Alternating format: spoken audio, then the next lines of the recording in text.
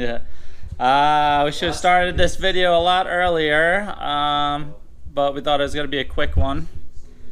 Tom is down and we had a leaky axle seal. So we replaced that, but then we decided to replace, or Tom decided to go ahead and do some proactive replacements with the brake lines, and turned into this. So why don't you tell us what's going on, Tom? I'll video. Okay. Come on over here. What did you do? So this is a 2009 Subaru Legacy 2.5i limited edition, non-turbo model. I started with some upgrades while I was working on the brakes. I put in some stainless steel lines. In the rear, it's a two-part line. It goes from soft rubber line, OEM, which was replaced with stainless steel, to a hard line, back to a soft line. But while I was installing these and went to go bleed the brakes, I noticed that I had a leak in a different point in the hard line. So if you come under here and take a look at it's called a two-way connector block. It's actually, I don't know if you're gonna be able to see it from there, it's right here. Yeah. So this has the two rear lines, hard lines connected, and two lines normally come from the front. They drop down under the rear seat. I cut them off right now. As you can see, I already replaced one of the lines. This was the leaky line. It goes to the rear passenger side. Right to here. Yeah, exactly. Rear passenger See it side. wiggling. But as I was working down here, every time you touch this, since this car's been driven in New Jersey, there's a lot of rust.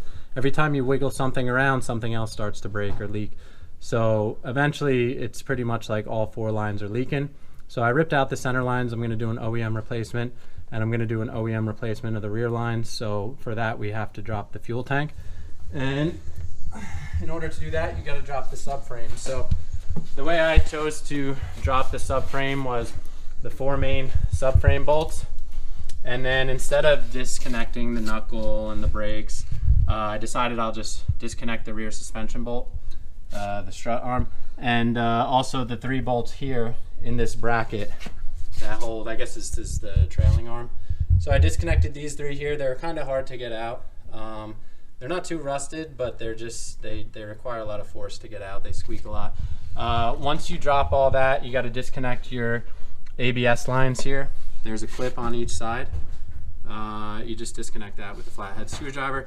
And that's about it. Then you could, I'm sorry, you got to remove the exhaust, and we removed the drive shaft as well, 4 12mm bolts from the front of the drive shaft. Yeah.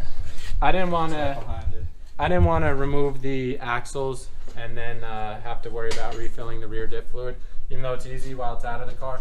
I did it recently, so I didn't want to have to do it again. So this is what we chose to get access to the fuel tank. So we got this thing on the jack right now. We're gonna wheel it out and see how she looks. Clean up some of the rust while it's out of the car. All right, let's do it. Put you guys on time lapse. So in order to remove the subframe, we also had to disconnect the e-brake lines. So there's two, one for each wheel that goes inside the brake shoe, goes inside the, not drum rotor, the disc rotor. So these come up underneath your center console where the flap opens. There's two nuts.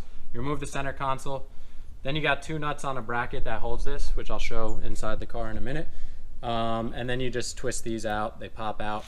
These rubber grommets from underneath the car were kind of tough to get out. What I did was I pushed them inside the car with a screwdriver, and then I twisted it and got a hold of it and ripped it out on both sides. Also on the e-brake, you got two bolts holding it up underneath the car. You want to remove those. This one on both sides broke for me. The bolt just snapped in half. It was pretty rusted.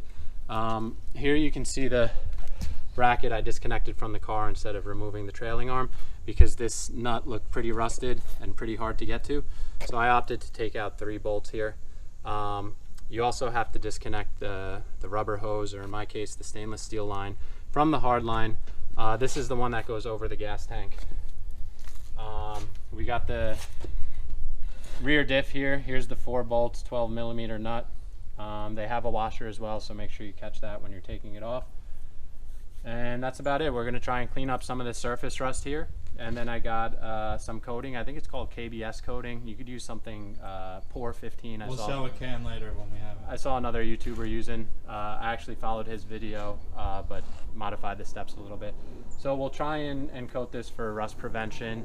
And next is to remove the fuel tank. So we'll show you guys that as well. So we're gonna remove the fuel pump hanger before we drop the gas tank because we want to get the fuel out of there. I got 3/4 of a tank. It's about 14 gallons or something. It's very heavy. Plus, you know, safe way to do it. So you take off these 4 screws, and we got 2 fuel lines, and we got an electrical clip as well. And then we got what, 1, 2, 3, 4, 5, 6, 7, I think 7 or 8 bolts, or nuts rather, that need to be removed to remove the fuel pump hanger. Be careful with these nuts that you don't break them, because then you might have to replace the fuel tank. They're 8mm, and we'll show you guys the removal of the fuel pump hanger. Yep, and while he's getting started on that, this is the fuel pump that we're gonna use. Got on Amazon, 20 bucks. Pretty nice. I use it to do the E85 when I fill up at sheets and stuff. But a nice on-off switch. Stick the bottom in, point and aim, and it takes 2 AA batteries. I think it does like a gallon a minute or something, which is pretty decent. You know, you get it set up, you walk away, you come back, you know, drink a beer, and you're all good. So you don't have to use manual pump. You could also, I have my OEM fuel pump. We could hook it up to a battery. You have to rip the battery out. I don't have one. Fuel's rushing out. Fuel's rushing out.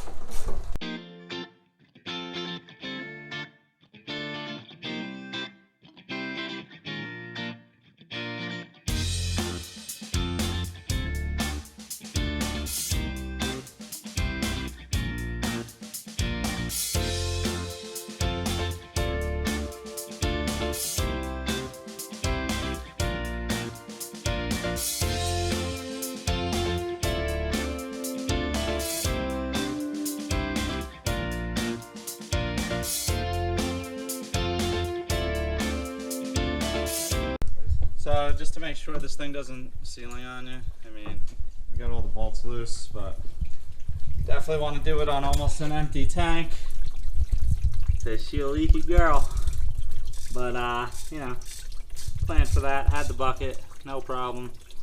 Once that stops, we're gonna use the pump. But yeah.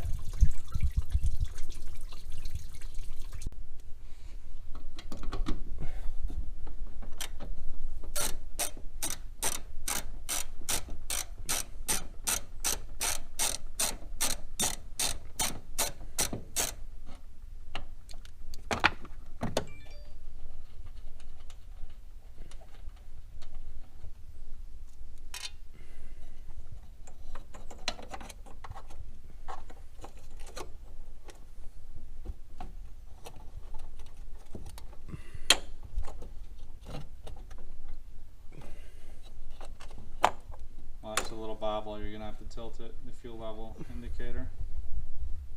Break it easily. Where do you see that? Just angle it and you'll get it out.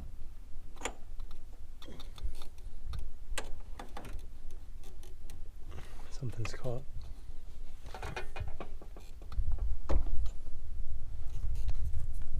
The yeah, this thing? Yeah, I see it. I see the rod. Yep, there you go. Yep.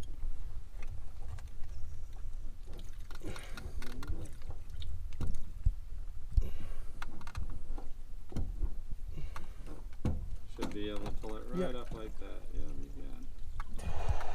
Oh man, she's full. Man, it's like you're over full.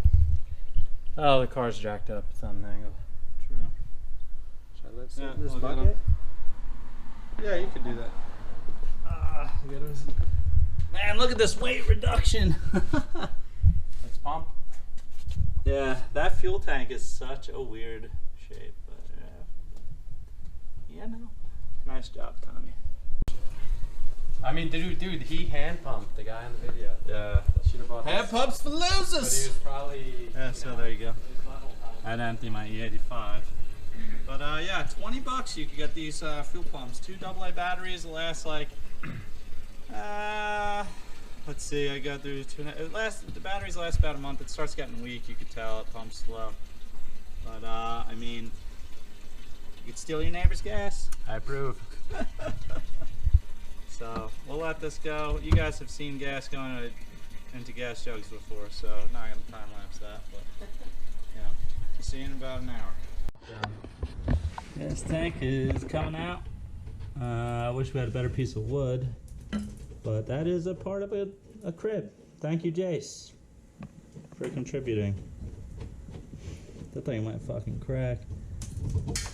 Ooh, it's raining rust.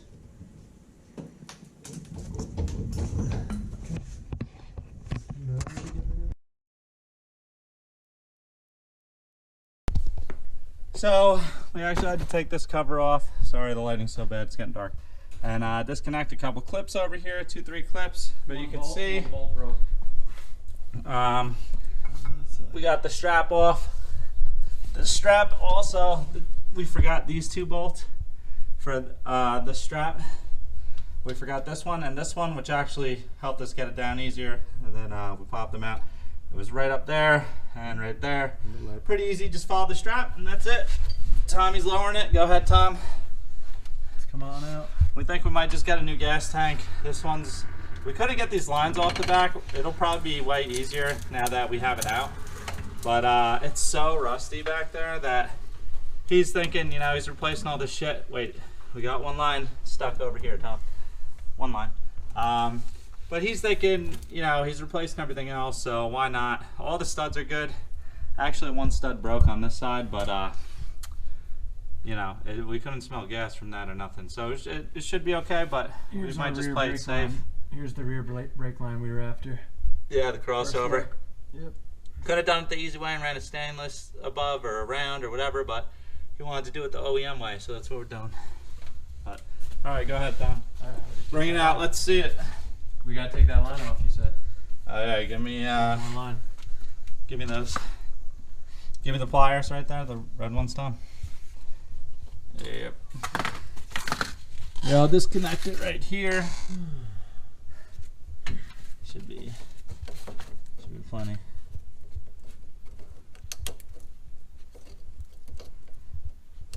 Hard to do it. It's one hand, but watch your fingers. Go ahead. Oh yeah, that's a hard line into soft line. Go ahead, pull. Here, you hold the camera. It's alright, I'll get it. I like these beveled pliers that work really well. I'm not saying this to be an asshole. Get out of the garage now. You guys both need a fucking break before you pass out. We're on the last line. It's too much. Oh, whoa, whoa. There you go. Okay, it got heavy. That was holding a lot of weight. Okay, cool. That's out. There we go. Let's pull it out. Let's get a nice shot of this bad boy. Okay, here we go. Man, I'm sweating. There's bugs. There's never any bugs back here at the house, but covered in fuel, man. They're biting. Look at this rust bucket. We didn't get all the gas out, but we got a lot of it out. So one big rust bucket, and you know, it is what it is. We broke one of these. We broke that guy. Kind of sucks, but not a big deal. Still looks good. This guy's gonna get replaced probably. So, Filler neck. we're probably gonna get a gas tank. We'll let you know. We'll keep you guys updated. We'll probably do a part 2 once we get it all cleaned up and put back in. So stay tuned.